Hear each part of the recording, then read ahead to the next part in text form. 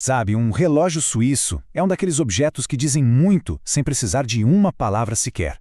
É um símbolo de precisão, de status, de uma vida de sucesso.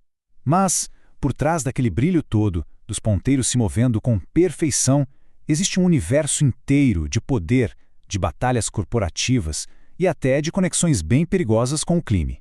Vamos desmontar essa máquina complexa para ver o que realmente tem por dentro.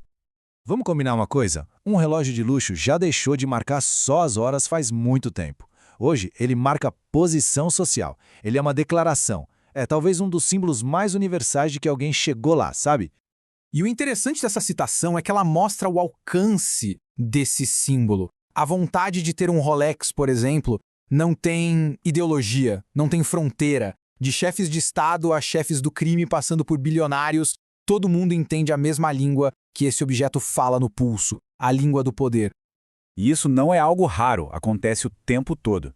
Pensa só nesse caso aqui. Um Rolex caríssimo, dado como presente oficial, foi vendido e depois, segundo as investigações, acabou sendo recomprado em segredo.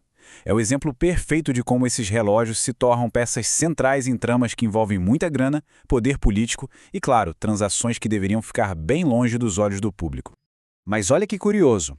Se por fora a imagem é toda de prestígio e glamour, lá dentro da Suíça, nos bastidores da indústria, o clima é de guerra. Uma disputa silenciosa, mas absolutamente feroz, travada não com armas, mas com engrenagens minúsculas, patentes e um controle de mercado bem rígido. O centro dessa guerra toda está no controle das peças. O grupo SWAT, que muita gente conhece por aqueles relógios de plástico coloridos, é, na verdade, um gigante que controla a fabricação de componentes essenciais para praticamente toda a indústria. Isso cria uma situação inacreditável.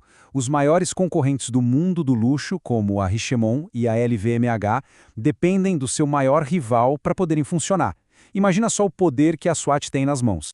E uma das armas mais, digamos, sofisticadas nessa briga é o famoso selo Swiss Made. Existe uma discussão enorme para aumentar a porcentagem de valor que precisa ser suíço, de 50% para 60%. E quem está por trás dessa pressão? Justamente grupos como o SWAT, que produzem quase tudo ali mesmo na Suíça. Para eles, é uma forma de valorizar a própria produção e, ao mesmo tempo, complicar a vida dos concorrentes que dependem mais de peças de fora.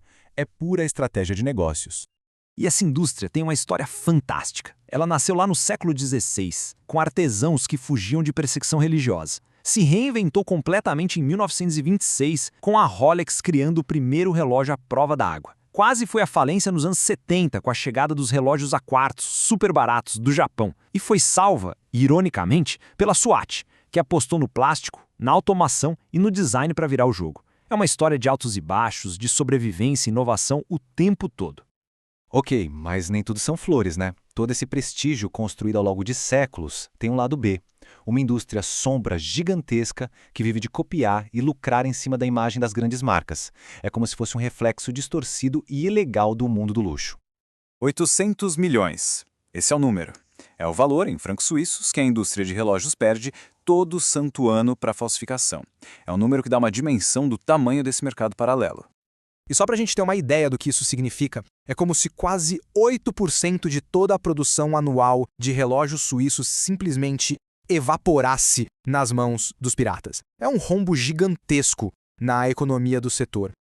E não pense que é algo amador, não. É uma operação global. A China e o Sudeste Asiático produzem em massa as cópias mais baratas. Mas na Turquia e na Itália, por exemplo, a falsificação vira quase uma arte. Eles produzem réplicas tão sofisticadas que é preciso um especialista, com lupa e muita experiência para conseguir dizer que não é original. É impressionante. Bom, e é nesse ponto que a história começa a ficar bem mais séria. Porque a falsificação, no fim das contas, é só a porta de entrada. O verdadeiro problema é quando os relógios de luxo, sejam eles originais ou réplicas perfeitas, se transformam na moeda preferida do crime organizado global. Olha só que o então ministro da Justiça do Brasil, Flávio Dino, apontou.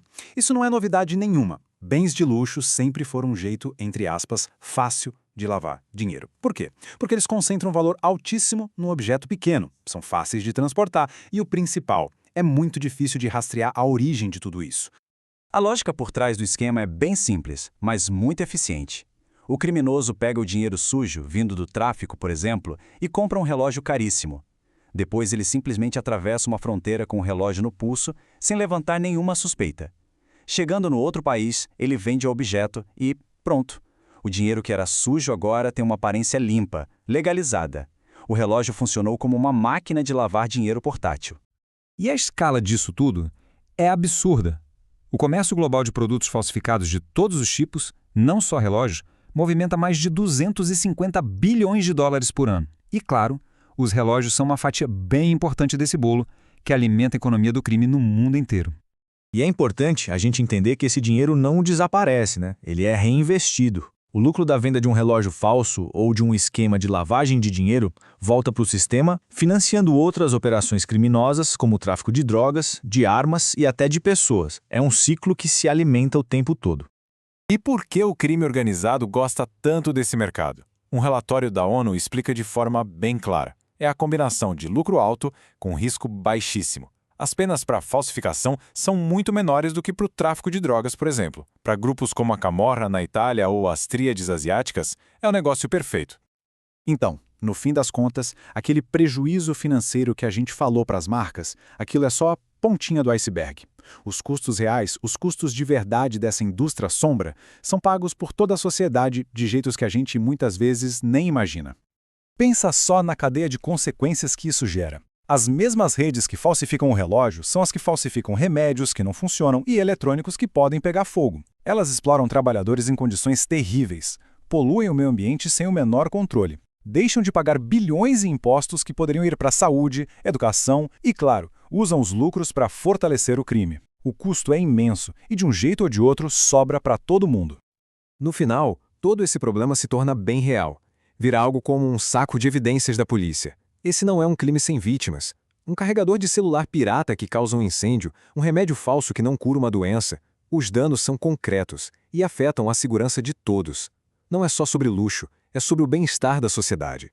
Então, da próxima vez que um relógio de luxo brilhar no pulso de alguém, talvez valha a pena a gente se perguntar que história ele está contando de verdade. A história de séculos de arte e engenharia? A de uma guerra silenciosa entre corporações gigantes? Ou a história secreta de uma economia global que conecta o brilho do luxo às sombras mais escuras do crime?